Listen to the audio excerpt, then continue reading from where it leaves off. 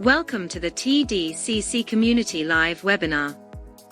TDCC stands for the Developing Child Center, located in Dubai. Established in 2012. We have been providing personalized support to over 1,000 children. We have 60 dedicated and committed experts, and we work closely with parents and schools to ensure no child is left behind. We think different, we teach different. We empower, not limit children.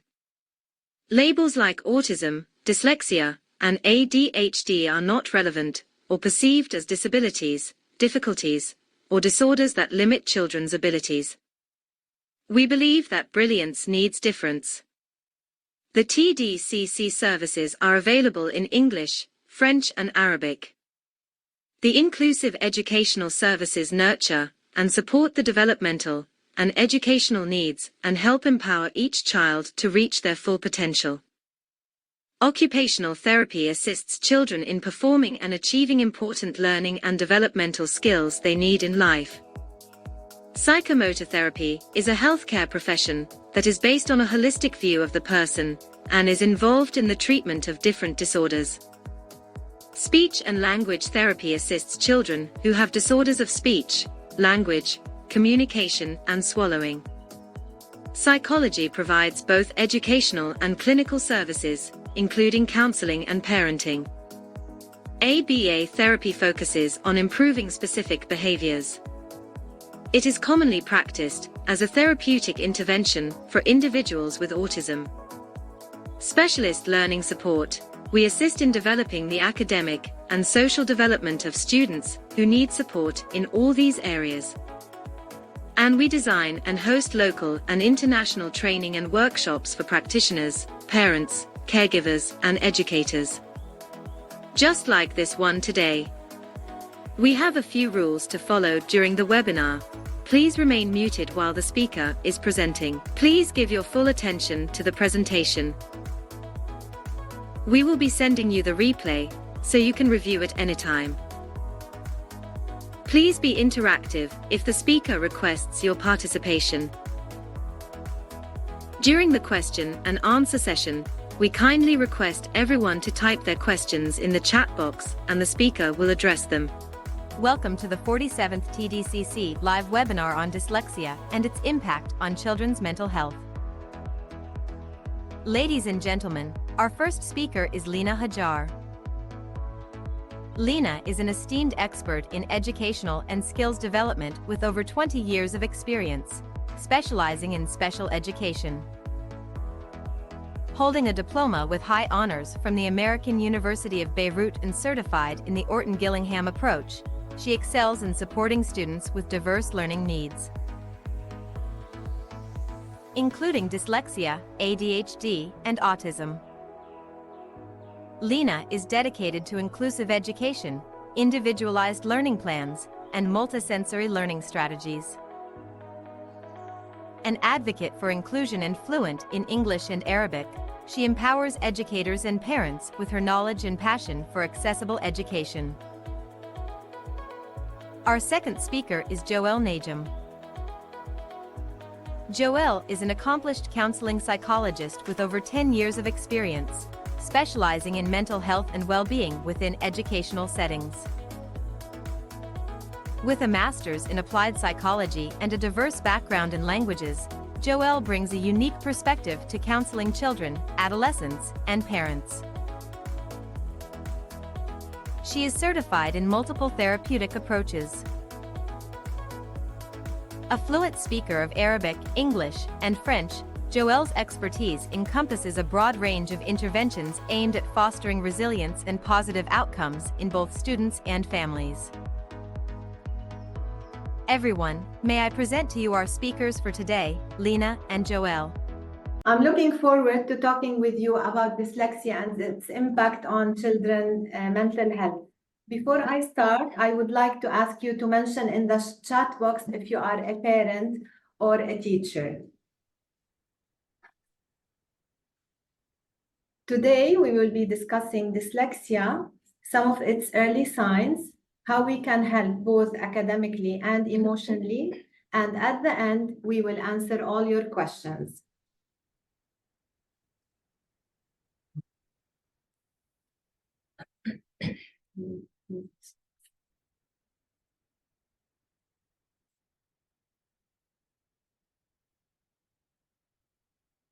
Before going into the definition of dyslexia, I would like to say that in formal assessments, dyslexia is referred to as a specific learning disorder with impairment in reading. However, we will stick with the term dyslexia. There are many definitions for dyslexia, but I chose the one by Dr. Sally Shaywitz, the author of the book Overcoming Dyslexia, because it conveys the message we would like to share with you. Dr. Sally defines dyslexia as an unexpected difficulty in reading in relation to the individual's level of intelligence. She looks at dyslexia as an island of weakness surrounded by a sea of strength, and I love her metaphor. Let's dig deeper into dyslexia.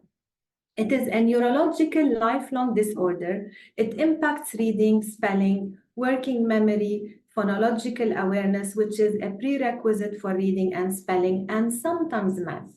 It is the most common learning disorder. 1 in 5 people have dyslexia, and most of the time, dyslexia is comorbid with other conditions such as ADHD, dysgraphia, dyscalculia, anxiety, and other conditions. When we think of the sea of strength, people with dyslexia have many strengths. I'll mention a few. They think out of the box, they are very creative, very good problem solvers, critical thinkers, and might have athletic, artistic, or musical talents.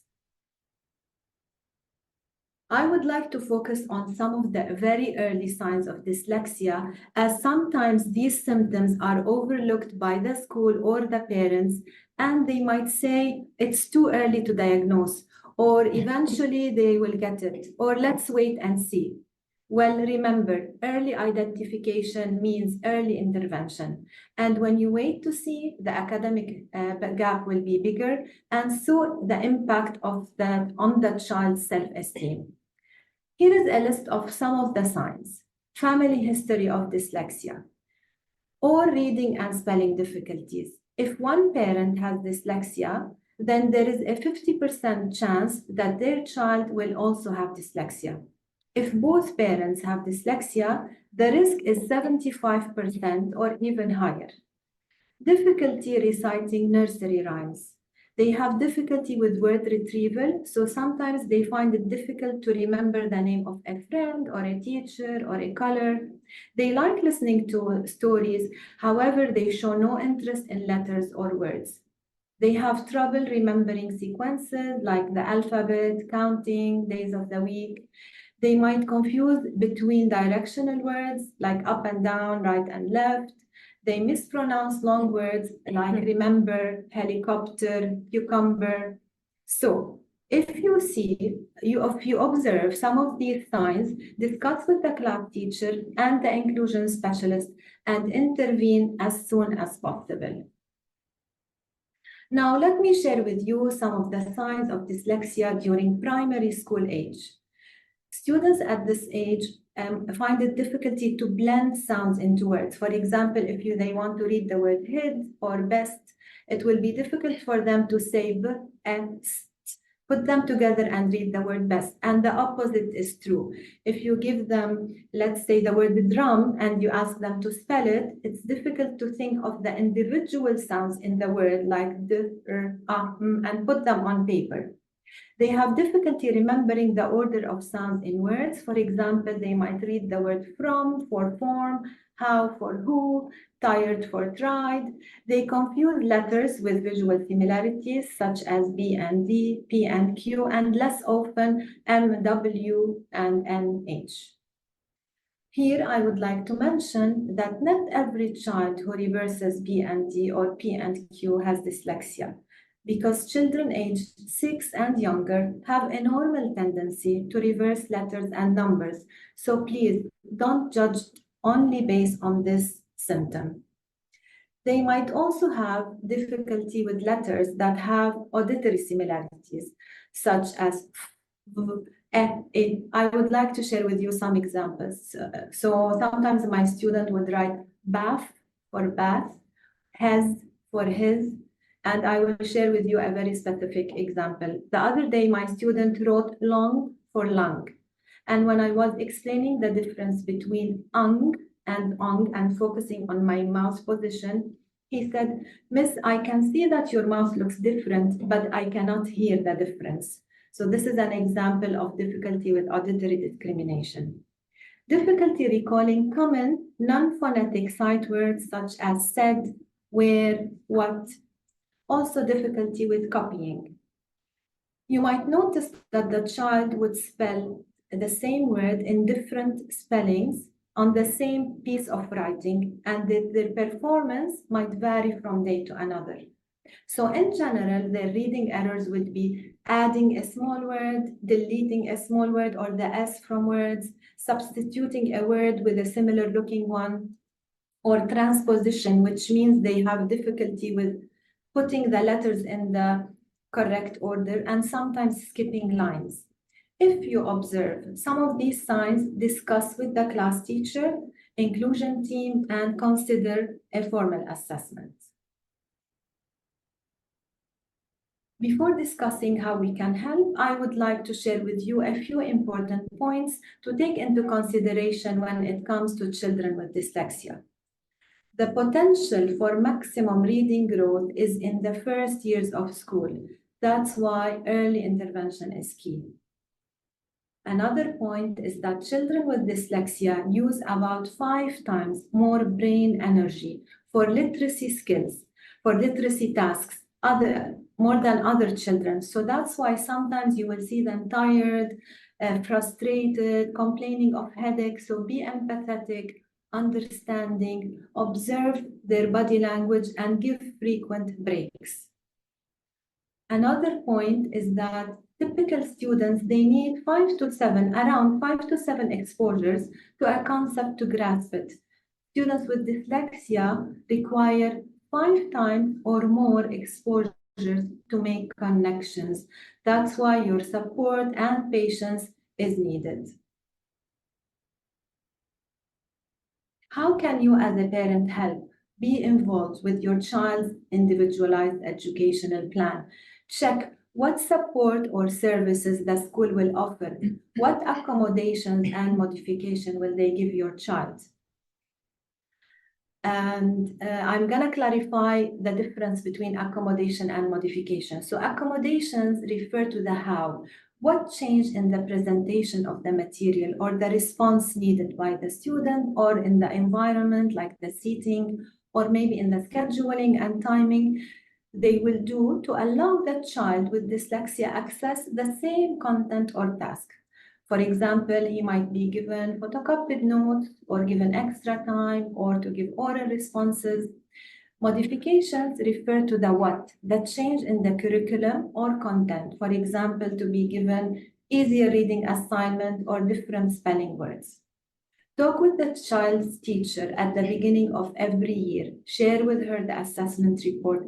Give her specific examples. How is the child's dyslexia affecting him in the class, and what modifications and accommodations worked with him in the past? Maximize your benefit from the assessment report. Focus on the summary and the recommendations and apply what you can. Make sure to share it with the school. I notice some parents, especially when they are looking for a new school, they choose not to share it. I advise you to share it. Explain to your child his rights and follow up if he is getting the needed accommodations. For example, ask him, did someone read for you the directions? Where did you do the exam? Did you get extra time? If you want to help your child choose the appropriate book for reading, open the book in the middle and ask them to read a page. Take notice of their mistakes, and if they get more than 5 mistakes, then this reading mistakes, it means that the book is difficult for them.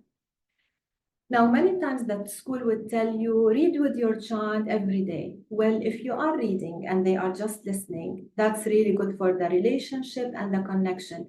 But if you are focusing on the reading as a skill, encourage them to follow with their eyes and finger. You might need to help them because this will help them increase their sight words. One more thing I would like to hear clarify the difference between a tutor and a special educator. A tutor helps your child with the curriculum and homework, whereas a special educator helps in the learning gap or missing prerequisite skills, which are sometimes not part of the curriculum. Your child might need both. It's up to you. I just want you to know the difference. Retention or repeating the class as I believe is not a solution, because by repeating the same class, your child is repeating the same material. In that case, the problem is still there. The emotional impact will be bigger. What would be much more beneficial is intensive corrective research intervention based on the science of reading to help your child learn the key for reading. And later on, I will be sharing few examples. Now I would like to share with you few practical strategies for reading and for spelling. So I will be showing you a short video for each. There are many reading rulers in the market. I honestly love this simple one that you can make, and you can use it in many ways. So if your child is starting to read, he knows most or she knows most of the sounds, you can slide it letter by letter. They can try to blend the word and say it. If they don't know the word, maybe you can say it and they can repeat, so you go backward. They repeat and you move on. When they are starting to get better, reading more words, you can start sliding it word by word. This will decrease some of the substitution, deletion, addition mistakes. And when they are getting even better, then you can slide it line by line. When they are better with decoding, maybe if you want, you can stop at the punctuation mark, ask them, what do you picture? Ask them some related questions, because sometimes when a child focuses a lot on the decoding, they might miss part of the comprehension. A daily practice using this reading ruler might be helpful. Try it and let me know. Now I will share with you a practical strategy for spelling, especially for tricky words. If your child struggles spelling tricky words, this is a nice activity to do. Choose few words, 3 to 5, not more. I chose these 3 tricky words: said, could, and they. Put them on the fridge. Whenever you are preparing dinner, cooking, ask your child to read the words, to write them in the air while saying the letter name, not the sound, because these words we cannot sound them out. Give them some salt to practice the words with a brush or with their finger, or some sprinkles. Make it fun. Practice frequently. When they are ready, ask them to write them on paper. When they master spelling them on paper, ask them to write them in sentences, to check if they transferred this into writing in context. Whenever they are confident with these words, take them out and put new words and keep reviewing them from time to time. I really hope that this activity will help your child. Let me know in the comments.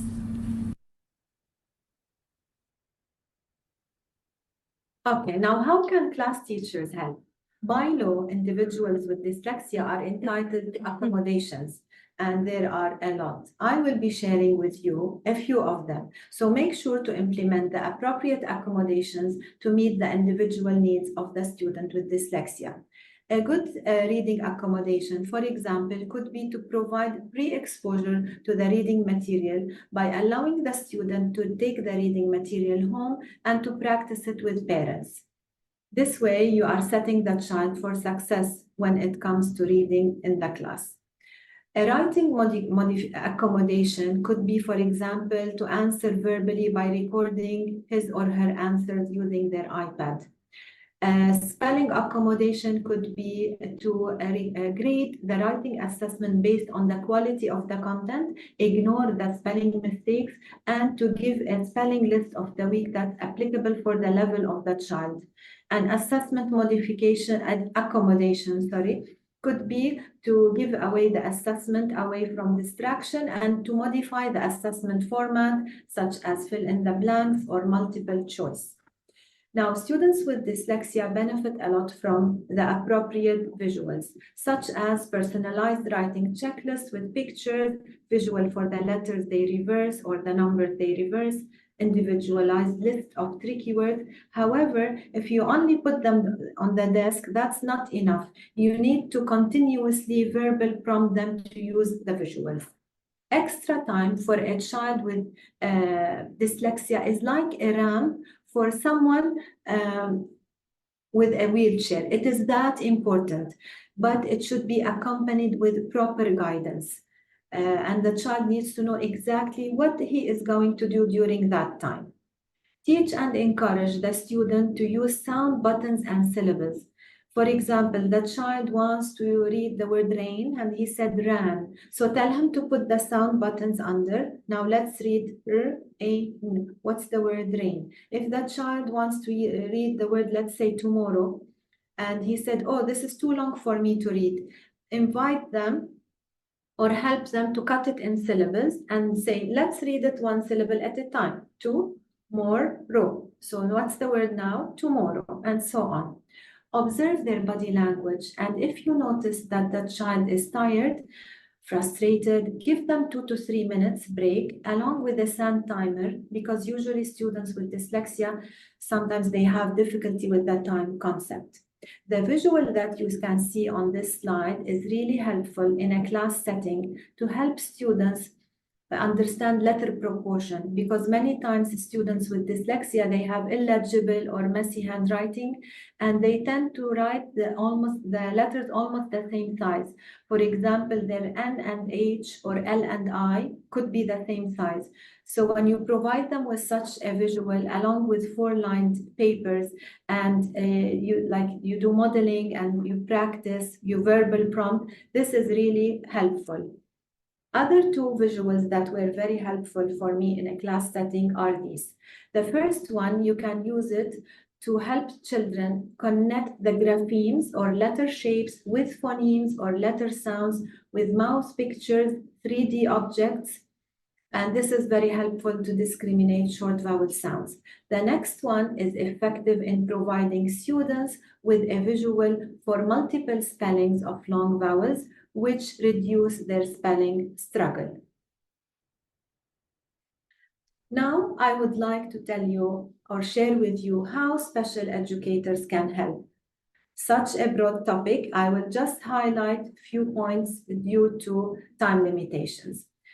Thorough screening is key to create the right targets. Make sure to screen for all the areas under phonological awareness, as children need a solid phonological awareness base to apply the phonics that they learned. One extremely important skill that's sometimes overlooked in schools is phonemic awareness. As you can see in the picture, phonemic awareness means playing with sounds in words. For example, and this happens orally. Take the word math. Can you replace the first sound with What will the word be? Bath. Take the word math again, replace the middle sound with I. What will the word be? Myth, and so on. This is very helpful for reading and spelling. Other areas to screen, of course, are their knowledge of phonemes, their reading, decoding, sight reading, spelling, and so on. An accurate IEP with smart objectives that target all the areas of weaknesses based on the screening is very important. You can base it on your screening, on the assessment report, on your observations, and of course on teachers and parents' feedback. Building rapport with the child is key. First few sessions, spend time with the child to build a good relationship with them and try to understand what motivates the child, what works for him or her, and include fun. Observe their body language, and usually I do lots of emotional check-in before starting and during intervention. And whenever needed, I would speak with them or give them a short break. Use research-based interventions such as Barton, Orton Gillingham, Linda Mood Seeing Stars, or Linda Mood Bell Lips Program for Phonemic Awareness, or Wilson. These are structured, cumulative, diagnostic, and super helpful. Observing and analyzing the patterns of mistakes of students is extremely important, and it will help you to plan your next lesson or lessons. I really hope that you benefited from the information that I shared with you about the early signs of dyslexia and how to help academically. And now I will give the floor to my colleague Joelle, who will be discussing the emotional impact of dyslexia and how to support. Thank you so much, Lina, for the valuable information. So today I'm going to be focusing on the emotional, social, and behavioral challenges that a child with dyslexia might experience as a result of his learning difficulties. We will then look at some key strategies that educators and parents can put in place in order to help children overcome those challenges and feel more confident. And we will finally learn how to spot some warning signs that indicate that it's time to get professional help. Now, understanding all this helps parents and educators support children in developing a healthy sense of emotional well-being that will serve them well as they continue their work towards becoming skilled readers and spellers. So what makes dyslexia so discouraging and frustrating? Now, the frustration that children with dyslexia experience often stems from their inability to succeed or to get the results that they aim for in certain domains, particularly in reading and spelling. Now, these are children who are really hardworking. They spend a lot of time studying and trying, only to score much less than what they deserve and much less than others. Students with dyslexia will often make many mistakes that unfortunately may be interpreted by others as careless. Time and again, these students and their parents often hear statements such as, "He's such a bright boy, if only he would try harder." Ironically, no one knows exactly how hard the child with dyslexia is trying. It can also be very discouraging and frustrating to struggle with meeting the expectations of parents and teachers when it comes to reading and writing skills. Now, this discrepancy between expectations and abilities can lead to frustration, stress, and to students feeling chronically inadequate and incompetent. And this is what we're going to explore further in a bit.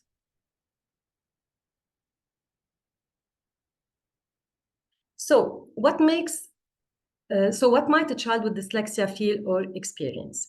Now, dyslexia can result in a number of emotional, behavioral, and social challenges that a child can experience as a result of difficulties performing tasks that seem to come naturally to others.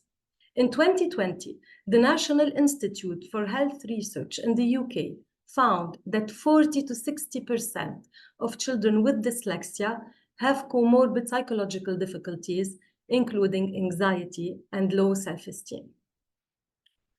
Anxiety is the most prevalent emotional response that children with dyslexia experience. Now, these children become anxious and worried because of their constant confusion in school. The anticipation also of possible failure when asked to read or write can provoke high levels of anxiety and fear. Also, the stress of having to work harder to measure up and to live up to their parents' and teachers' expectations, and the worry about the future for older students who wonder how dyslexia may affect them when they are an adult. Will they be able to pursue their passions? Will they be able to pursue their aspirations? Will they have good job opportunities out there? So all of these uncertainties increase the risks of elevated levels of anxiety. Now, as we all probably know, anxiety usually causes human beings to avoid whatever frightens them. If, for example, I have claustrophobia and I am afraid of enclosed spaces, then I will avoid taking the lift. If, for example, I am afraid of airplanes, then I will avoid traveling. So avoidance is a form of coping mechanism, but it's a maladaptive form of coping because it keeps us stuck where we are and we won't really get to face the stressor and to overcome it. So it's like a safety behavior. So it helps us on the short term, but not on the long term.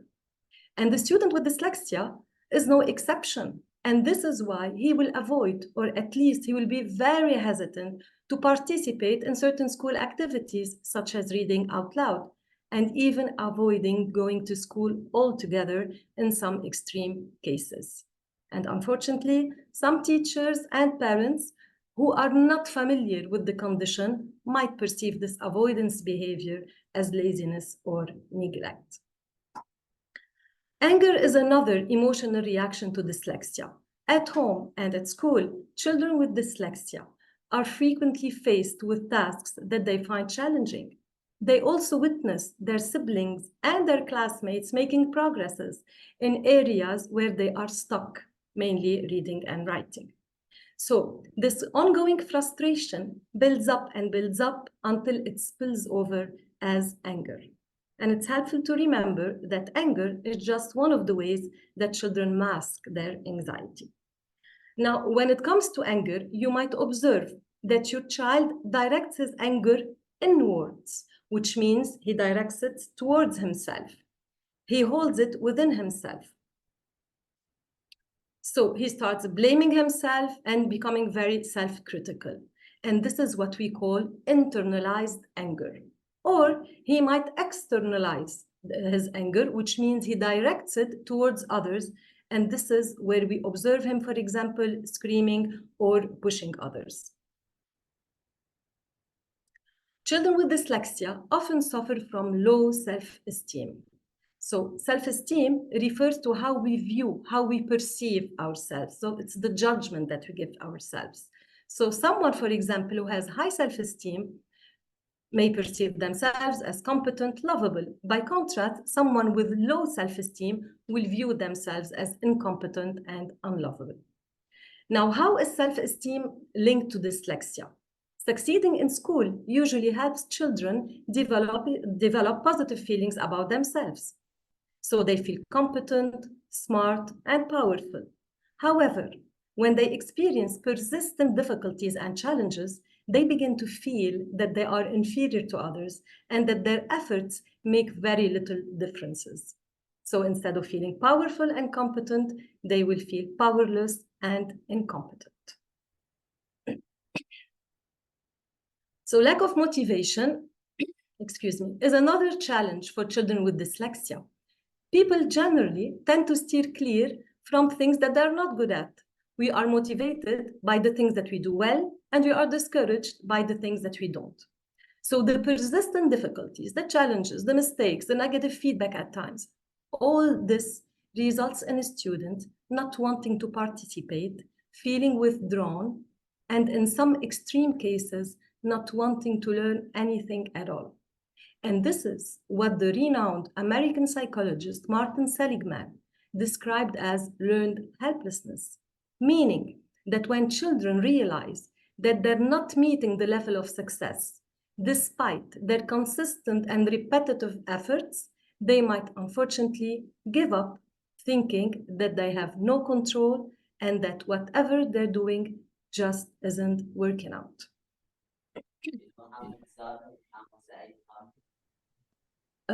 While some children with dyslexia may experience symptoms of depression, such as sadness or low energy, it is not accurate to say that all children with dyslexia are depressed. They are, however, at higher risk for developing emotional and psychological difficulties compared to their peers who do not have a dyslexia. Now, because of his poor self-image resulting from his academic difficulties, a child with dyslexia might feel uncomfortable in social situations. Also, his difficulty in finding the right words or remembering the sequence of an event might create awkward situations or conversations. As a result of his learning difficulty, a child with dyslexia might at times be teased, mocked by others, and maybe bullied, which further, of course, develops problems in social relationships. Now, dyslexia may affect the family in a variety of ways. One of the most obvious is sibling rivalry. A typically achieving child might feel jealous of the child with dyslexia who seems to receive the majority of his parents' attention. A child with dyslexia might feel sometimes invalidated or misunderstood by his parents, who also might feel overwhelmed, sometimes guilty, not knowing what to do. And all of this can create immense pressure affecting the family dynamics. Research has shown that some parents, when they receive the diagnosis of dyslexia or any other learning disorder, they go through a form of bereavement or mourning. They mourn the loss of their ideal or perfect child, the one who would become a doctor, a lawyer, or an engineer. So, how can school and educators help? So first and foremost, we need to increase awareness of learning differences and neurodiversity across settings, because the more the community knows, the more understanding and supportive they will be. It is vital to promote a culture of acceptance, of tolerance, a culture that embraces neurodiversity, which refers to the fact that people experience and interact with the world around them in many different ways. And there's no one right way of thinking, learning, and behaving. And that it's extremely important to honor the differences and the uniqueness that each child brings. So every school, every classroom, every educator should be equipped and knowledgeable about dyslexia, and mainly should know how to serve and how to support students who are diagnosed with it. Now, talking about empathy and patience, so we have to understand that when we're dealing with a student who is struggling with dyslexia or with reading, we need to be patient. We must remain patient and accept that they will learn, they are going to learn, but at their own pace. There will be days when they won't read a single word, and other days when they might be willing to try their best. So we need to praise them on those good days and show empathy and understanding on the more difficult days. So you can say something like, for example, I can imagine how difficult this must be, and I understand your frustration, but I want you to know that I'm here for you and we can do this together. Now, one of the most valuable things that educators can do is to highlight areas of strength, and this is a big one. Really, this is the most important thing, actually. So instead of focusing solely on the difficulties and shortcomings, why don't we try to pinpoint and highlight areas of strength? If a child constantly receives negative feedback or is constantly reminded of his limitations, then his self-confidence and his motivation are going to be massively affected. This is why it's very important to highlight what the student is good at and celebrate his success. And as Lina mentioned earlier, children with dyslexia are usually, for example, very creative. They have excellent problem-solving skills. They can see the bigger picture. So all these are areas of strength that we should really put in advance. One way that students with dyslexia can develop their own self-image is also by helping others. So if a student, let's say with dyslexia, is good in science, this could be a good opportunity to provide peer support to another student. Not only will this boost pro-social behavior in your classroom, but it will also show him that there is value in what they bring to the world. Educators are also kindly requested to emphasize efforts over results. Now, as educators, it's our responsibility to provide positive and encouraging classrooms. It is very important to focus on the learning process rather than the end result. This mindset helps reduce anxiety and increase motivation. Help students with dyslexia develop a growth mindset. So explain to them that mistakes are part of the learning process and help them see challenges as opportunities for growth and skills development. This will help them cope with disappointment along the way. Help students with dyslexia set realistic goals for themselves. We all want our students to succeed and get good grades, and this is fine. This is perfectly fine. However, we should be very careful about helping them set realistic goals and also having the right expectations of them, expectations that they are capable of meeting. If, for example, we ask a student to read one full paragraph or maybe one full page without making any reading mistakes, he probably won't be able to do it. And this will only set him for disappointment and frustration. So by helping a student set and achieve attainable goals, teachers and educators can change the cycle of discouragement and frustration. Now, how can we help our children as parents? Now, the first step towards helping your children is to acknowledge and to accept that they have difficulties. I totally understand that it's not easy, but it's helpful to remember that you and your child are not alone in this, and that there are specialists and people who can support you on this journey. Accepting dyslexia is crucial because denying its existence will only delay the treatment and the support that we can provide them. Learn as much as you can about dyslexia. Take the time to learn about the therapies that are available, about the programs, about the characteristic of dyslexia, about the learning strategies that will be most suitable for your child. The more knowledgeable you are, the less anxious and confused you will be, and the better support you can offer to your child. It's also extremely important, of course, to talk about dyslexia with your child. So help him understand what dyslexia is and what it's not by providing a clear and simple explanation. For example, you can say something like, well, you struggle with reading sometimes. It seems that the words just don't make sense to you. This difficulty is called dyslexia. By doing so, you can empower your child to understand how his brain works and also what works best for him as a learner. It can also help combat any misconception that he may start to have. For example, that he's not smart or that he is lazy.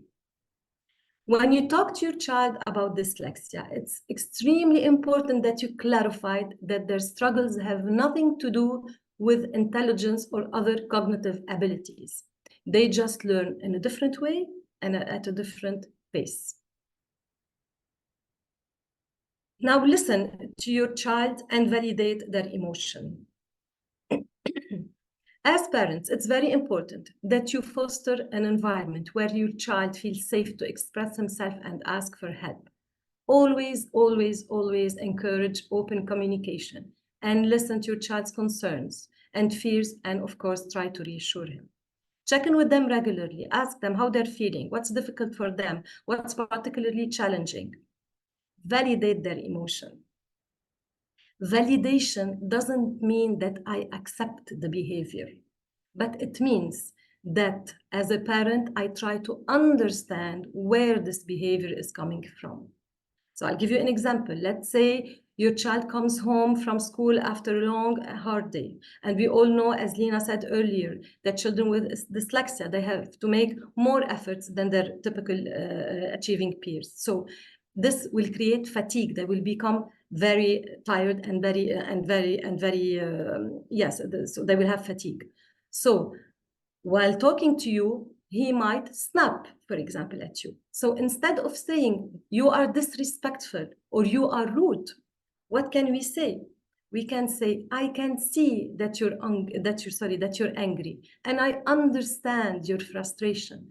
However, talking to me like that isn't really appropriate. So what did we do here?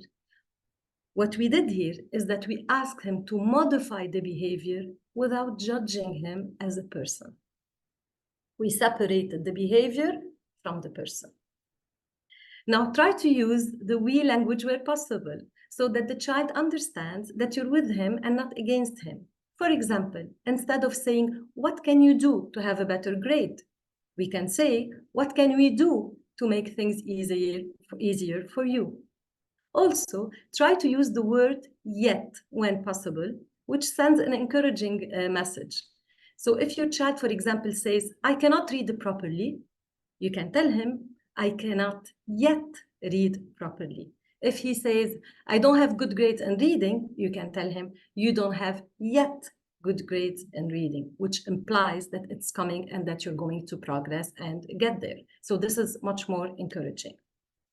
Unconditional love, it's very important that our children know that their success is not a condition to our love. We love them, whether they're top of the class or whether they're good enough students. So you can say something like, I love you no matter what, and I am so proud of how hard you tried.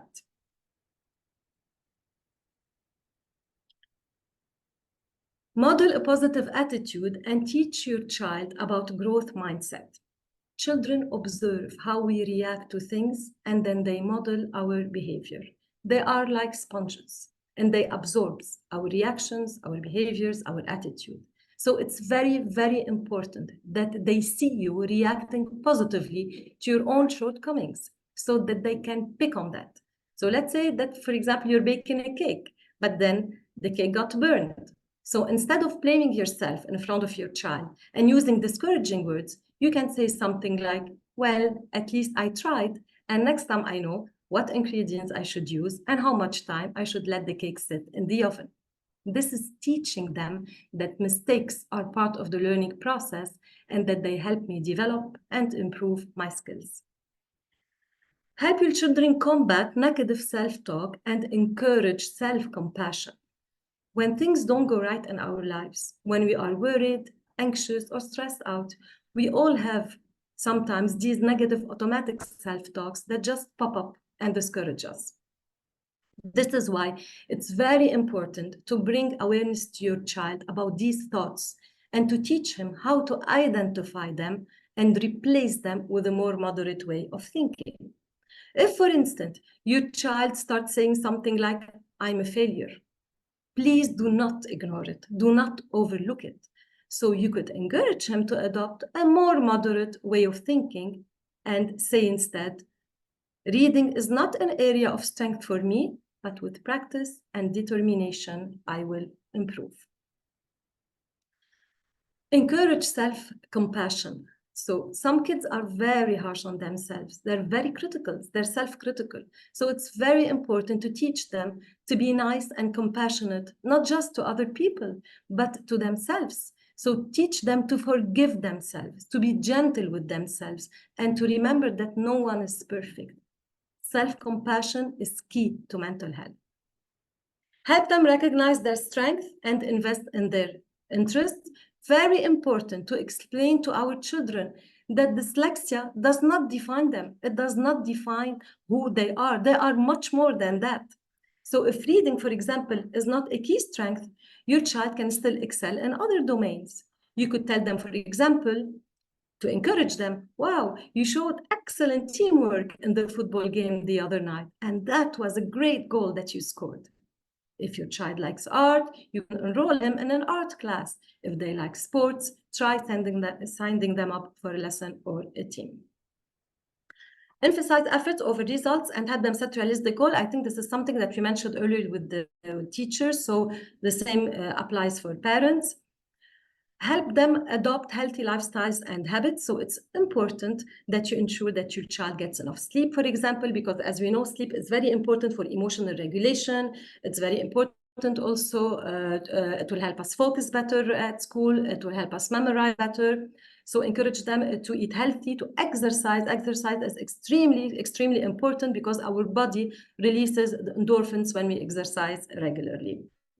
Teach them coping strategies. So teach your child strategies to manage frustration and stress.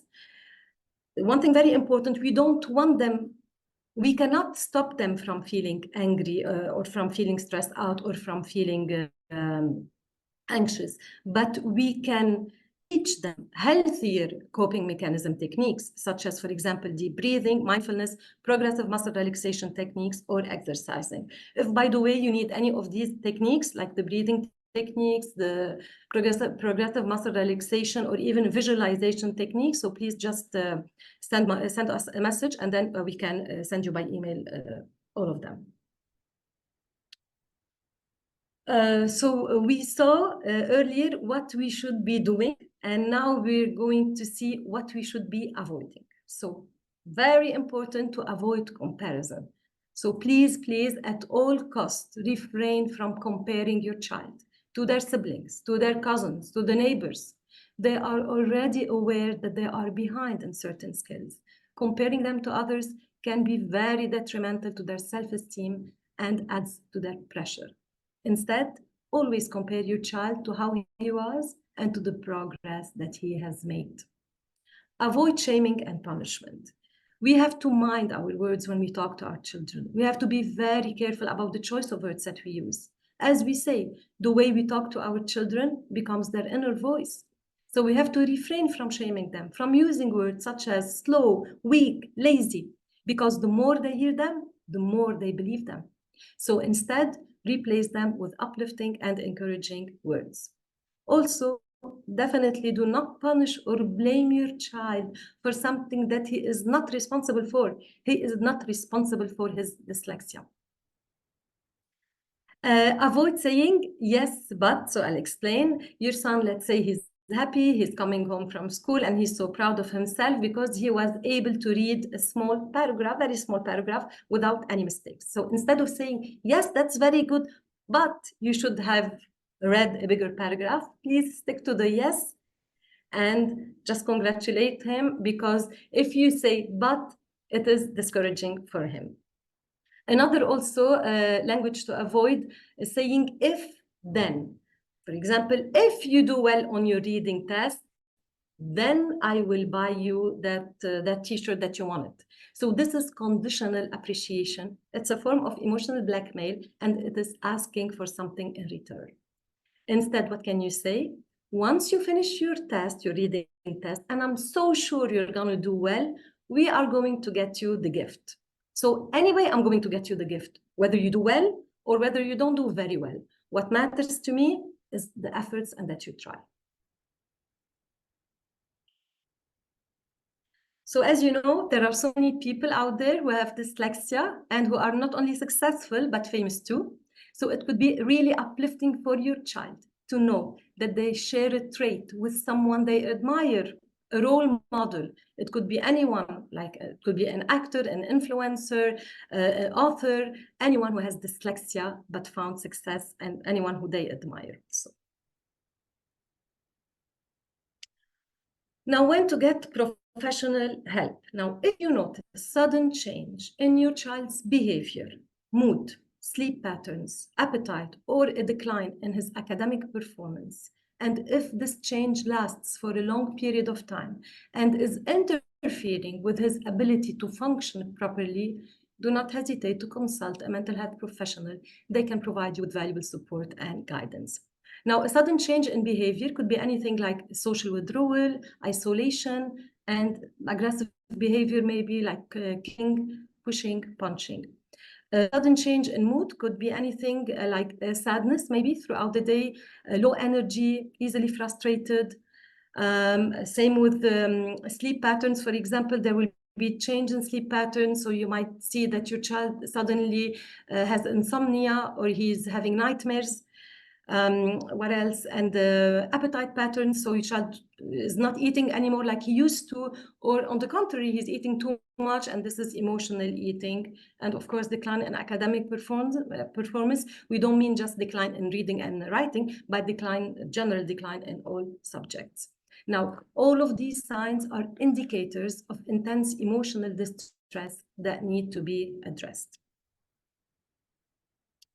Finally, I just want to take a moment to introduce you to cognitive behavioral therapy that we usually use to help children who are struggling with anxiety and low self-esteem. So research has shown that cognitive behavioral therapy, also known as CBT, is one of the most effective forms of therapy for children suffering from anxiety, panic attacks, low mood, and anger issues. CBT is a short-term treatment approach, and it's typically offered once a week for a period of about 4 months. Now, during the session, the child works with his therapist to identify maladaptive pattern of thinking, which we call automatic thoughts, challenge them, and then learns how to come up with a more moderate way of thinking that will help him feel better about himself and improve his emotional well-being. Thank you very much. Thank you, Joel, and thank you, Lina. Thank you for the beautiful presentation, very interesting presentation for today. Now we move on to the question and answer part. If we can, may we invite all the participants who have questions to please write them on the chat box. Okay, we have We have one question from Jamila, and she said, for dyslexic children, can the child be dyslexic only in one language? So who would like to answer that? Thank you. Hi, Jamila. First of all, it's a very interesting question. I hope you benefited from the presentation. Well, usually if it affects a language, it affects the other languages. However, also it depends on the language itself. For example, Spanish language is usually the kind of one of the easiest languages for students because it's like phonetic. So it depends on the language itself, like how complex it is, but usually it affects all languages. But as I said, it depends also on the complexity of the language. And here you might need the help of an educational psychologist or clinical psychologist. When they do the formal diagnosis and the full assessment, they will be able to help you, particularly in that aspect. Thank you, Lina. Thank you. Next welcome. question from Ashmita. The question is, the session was very interesting. Thank you. With regard to dyslexia, how can parents make them to involve in activities in home practice?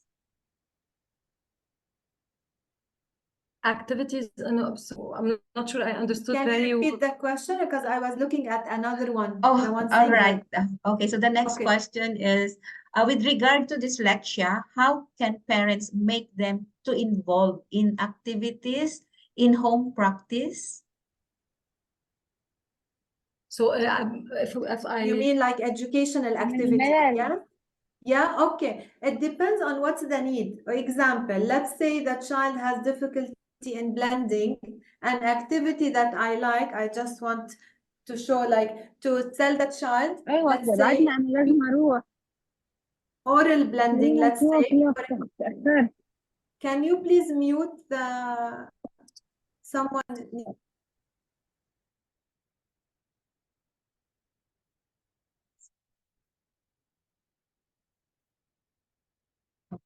Lina, can you unmute, please? We cannot hear you. Yeah. Okay. Thank you. So regarding the educational activities, it depends on the need. I will just give an example. Let's say the child has lots of difficulty with blending, which is many times the case when they are 5 or 6 years with oral blending. I'll just do it like this to show. So for example, you can say, I'm going to say sounds. Here is the beginning sound. Here is the middle sound. Here is the end sound. So repeat with me. K, at. Sometimes the child even cannot blend them orally. They will tell you at, dog, anything. Okay, let's try together. Can you continue? Because this way is like concrete. You can even do it in the car. So phonological of awareness, for example, you can do it like you give just a word. Asked. Give me the word. They will say fast. So this way you are practicing oral blending. You can tell them, for example, let's say the word is seat. Can you tell me seat without s? They will say eat. Okay. Can you remove change into b? What will the word be from the word seat? It will be beat. These kind of playing with sounds, remove a sound, add a sound, are very helpful, but I cannot give you in general. I just gave a specific. So each depends on the need. Okay. All right. Thank you, Lina. Next one is from Rima. Welcome. Do you recommend to exempt students with dyslexia from learning a new language and to stick with their mother tongue? Yes. Yes, definitely. All right. Next one, where in Dubai the teachers can get training in working with dyslexic children. This is from You can contact Morning. centers, or you can take courses online, like I took for the Orton Gillingham to be certified. If you want something specific, reach out to me by email, and I will try to help you. Thank you, Lina. We will be sharing the emails of our speakers today later. Perfect. And from Ridan, Yes. thank you very much. Yes, thank you also. Just checking to see if recording of this presentation will be shared. Yes, we will be sending you all registered participants. So we have your emails with us, so we can share it with you. We will send it. Another question from Abir. My child was assessed by a children educational, maybe a child educational psychologist at the age of 6 and showed no signs of learning disabilities. He is almost 8 now, but we feel that there are many signs of dyslexia or other learning difficulties. Should we do another assessment? Yes, there are two things. Either you do another formal assessment, or if you want, you can do a screening, and then the person who does the screening will tell you if he needs another formal assessment or not, or maybe do intervention for a couple of months, and then if he progressed or she progressed quickly, it means it's a learning gap. If the progress is like a little bit slow, maybe then it's worth repeating the formal assessment to check what learning disability he or she might have. Mylene, there's a question to which I would like also to answer, please. So it's, I guess, Ricardo, how can we help the student if the parent is in denial? That's very important. I believe the teacher here is asking the question. So usually there's an educational team. So this is what happens in school. So there's a whole educational team who ask the parents to come for a meeting, and then they discuss with the parents, the strength. So always try to focus on the strength, to encourage the parents, and then to show him that your child, because they want to hear something positive. This is very important. Don't just talk about the limitations. So focus on the strength, that he has strength, but then these difficulties are really preventing him to progress, and they are affecting his self-esteem. Very important to emphasize on the self-esteem, and also to reassure parents that the aim for you is to help the child and not to create a problem. So we don't want to add to the problem. On the contrary, we want to help him succeed and help him progress, because this will also affect his self-esteem and his motivation. Thank you, Mylene, Jo. I can see here a question that says, how to diagnose a dyslexia child in the school? We don't do actually, diagnosis, I worked screening. years in a school. I never diagnosed a child with dyslexia or other. This needs the expertise of a clinical psychologist or educational psychologist. At school, you can only do screening and check what are the learning or missing prerequisite skills to put an IEP and work on that, but we cannot diagnose in a school setting. And I can also add, also because I work in a school as well. So at school, as Dina said, we only do screening and direct observation of behavior. It's very important, direct observation in the classroom, meeting with parents also. So you gather all the information, right? But at the end of the day, the complete diagnosis is done either by a speech therapist or by an educational therapist.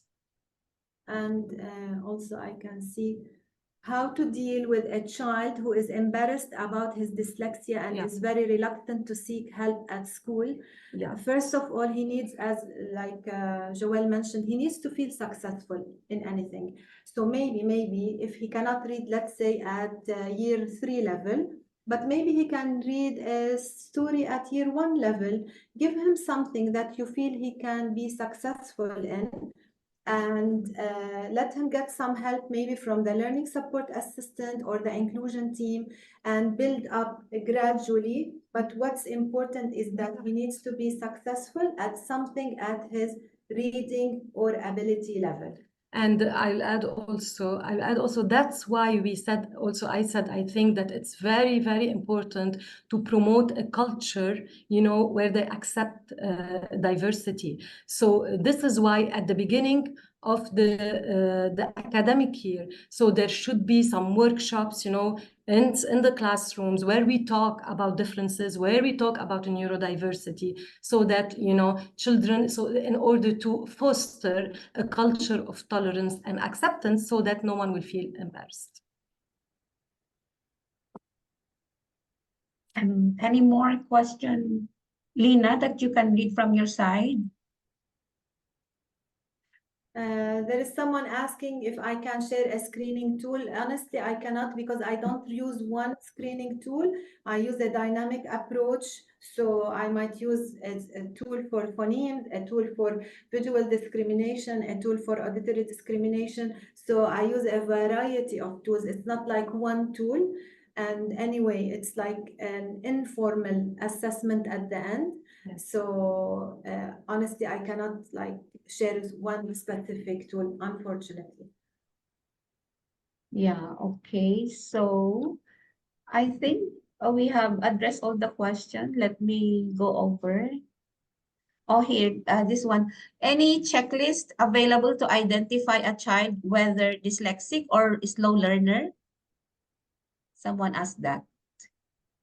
Where is the Any question? checklist? She's asking for a checklist. Yeah. Yeah, okay. I really don't have a checklist. Usually I screen all the areas under phonological awareness. As I said before, auditory discrimination, visual discrimination, reading, decoding, sight reading, all the phonemes. And yeah, and I can add also, like usually, so to identify and to know if a child is a slow learner, so we do a neuropsychological assessment. Yeah, So this is a formal Yes, assessment. yes. So this is the only way where you can really identify if a child is a slow learner. So because they will assess the executive functions of the brain, such as attention, memory, comprehension, logical thinking, and so forth. All right, that's it. Thank you so much, Lina. Thank you so much, Joel. And thank you everyone for joining us today. I think we have already answered all the questions. They're all interesting. And everyone, thank you so much for all the compliments. Thank you. Someone said it's an excellent presentation, an excellent webinar. Thank you so much. And Thank yes, you for all the attendees, and thank you for you, Marilyn. Thank you. Thank you. And everyone, I'd like to share my screen again for some announcement from TDCC. And if you have any questions about the topic, please send us via email. Thank you. We would like to take this chance to share with you some updates from TDCC. Our spring camps are now open for registration. Enroll your child into the Spring Phonics Boot Camp and enjoy the 2-week intensive journey. Watch them bloom with confidence and skills. Designed for children aged 5 to 11, this boot camp is the ultimate gateway to enhance your child's literacy skills while fostering friendships in our intimate group sessions. Spots are limited. Enroll now and build reading fluency and accuracy, spelling and writing phonics skills. TDCC Spring Camp in the Inclusive Education Services is now open for registration. Join us for 2 exciting weeks of nature explorations at our spring camp, featuring themes that celebrate the spirit of spring. Activities are developed and facilitated by a team of specialist educators, speech therapists, and occupational therapists to enrich and support the development of children. Enroll your child now and explore music and movement, sensory play, arts and crafts, literacy and numeracy, storytelling, social skills, cooking, and role play. Caregiver training. This program focuses on developing knowledge, skills, and values necessary to provide quality care for children of determination. The training will cover topics such as the basic needs of the child, communication strategies, understanding behavior and sensory needs, social and play skills, and fostering independence and home routines. This is facilitated by experienced and committed educators in the Inclusive Education Services led by Amina Shazib, psychologist and head of Inclusive Education Services. Our summer camp is now open for registration. Join us on a summer adventure where young minds explore, play, and create through hands-on science, sunny beach fun, and artistic musical expression. Designed for children aged 3 to 13 and can enjoy 6 weeks of fun to discover, learn, and play on this transformative summer camp 2024. Register your child now. Secure a spot in our inclusive education services. This is open for children aged 2 to 13 years old. This is a unique program integrating both educational learning and therapeutic strategies designed for children with learning difficulties. We provide early intervention programs, preschool intervention, life skills, and school readiness program. The Hanen program, It Takes Two to Talk, is a Canadian evidence-based training designed for parents. This program helps many parents improve their communication skills and strategies to help their young ones. Designing Your Life Exploration is a groundbreaking program that empowers the youth to increase self-confidence, take control of their future, and explore life and career options aligned with their passions. It's a 2-hour jumpstart into new perspectives. Bond and Build Social Club. Designed as a lively, interactive group experience, this club gathers kids within the same age and developmental stages. This program focuses in amplifying skills in key areas such as conversation and social connection, executive functioning, friendship and relationship development, perspective taking, social self-regulation, and social thinking vocabulary. Inspire to Impact Club, designed for children aged 7 years and up, and to be attended with a parent. Session 1 focuses on eco-friendly gardening through compact microcontroller using the 3 Ps: people, planet, and prosperity. It's a gateway to optimize home gardens, conserve water, and embrace sustainable practices. Eating therapy. This therapy session helps children who are struggling to eat. Our therapists provide evidence-based approaches on how to make mealtime enjoyable that would eventually end mealtime struggle. Spot therapy combines speech-language and occupational therapy for children, offering enhanced attention, improved social skills, integrated language, and communication development to children, and consistent support for parents and caregivers. Sensory integration therapy. This is an evidence-based approach that benefits children beyond autism. Our therapists create a sensory-rich environment using specialized equipment. This therapy focuses on developing a strong sensory system, which is crucial for motor skills, executive functions, and behavior. Thematis listening therapy. This is a transformative auditory training therapy available for children and young adults. This therapy listening method has been proven effective in enhancing attention skills and communication abilities. Neurofeedback therapy. At TDCC, we specialize in neurofeedback therapy for children and young adults. It promotes mental well-being in young individuals with anxiety, depression, ADHD, and many more. Visual perception therapy.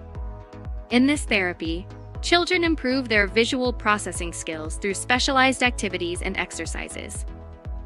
It enhances visual discrimination, tracking, and spatial awareness, leading to improved academic performance and coordination. This is tailored to each child's needs. It promotes independence and success in daily life. Spider cage therapy. This is a transformative intervention for children designed to address motor challenges and sensory integration difficulties. This therapy optimizes motor skills, coordination, balance, and sensory processing to foster the overall development of children. Our handwriting program is available in Arabic, English, and French. Children who are struggling to write legibly can benefit from this program. TDCC is home to highly skilled dyslexia and literacy specialists who conduct personalized assessments to identify specific challenges individuals face with reading, writing, and spelling. We use evidence-based strategies and interventions, and develop tailored plans to improve phonological awareness, decoding skills, and spelling abilities. Reading Dogs at TDCC. Happening once in a month, on a Sunday at TDCC premises. This program brings about excitement, fun, and love of reading, and lots of activities with the Reading Dogs and children. As this is free of charge, registration is on a first-come, first-served basis, as we only have a very limited space. The program aims to accommodate interested children to attend at least one of the sessions to give them this wonderful experience. FLY. flourishing, and leadership for the youth. This is a resilience-based program designed and delivered by a social behavior counseling expert, Kipa Shrestha, for children aged 7-12 years old. The FLY children will learn positive self-talk, mindfulness practices, and gratitude practices. By the end of the 5-week workshop, they will have developed the necessary skills and character traits to face challenges with resilience and lead a flourishing life. Educational psychology. Our expert psychologists provide educational assessments and schools observations using evidence-based tools and strategies to help parents and schools make informed decisions about the students' education. Counseling services. At TDCC, our psychologists incorporate proven cognitive-based therapy and practical strategies and solutions to support children, adolescents, and their families to meet family objectives. Parenting services. The parenting services focus on specific challenges related to child development, behavior management, and communication. It empowers parents and caregivers with the tools in helping children achieve a happy, healthy, and well-adjusted life. If interested in any of these programs, please contact us. Have a screenshot with our contact details. You can also share this to your friends and to anyone who needs support. For updates of the next webinar, training, and services, please scan these core codes. Follow us on social media. Visit our website for more information and booking of appointments. Thank you once again.